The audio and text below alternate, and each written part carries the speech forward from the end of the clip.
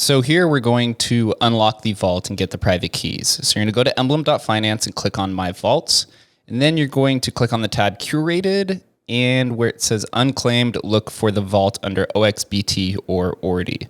Once the vault populates, you're going to scroll down to the bottom and click Unlock Vault. This is an irreversible transaction. The NFT is burned when the private keys are revealed. And notice that the gas fee here is at 44 gwei, is around $17, and is generally much lower when the network isn't congested.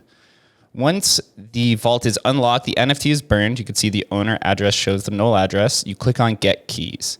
Once you sign the gasless transaction, the seed phrase and private key will display. Copy the seed phrase, go to Unisat wallet or the wallet of your choice, click the plus button, click Restore, Other wallet, and just paste in the seed phrase. Once you hit continue, you'll see that the Taproot wallet will show your BRC-20, and there you go. You are now back to your native wallet.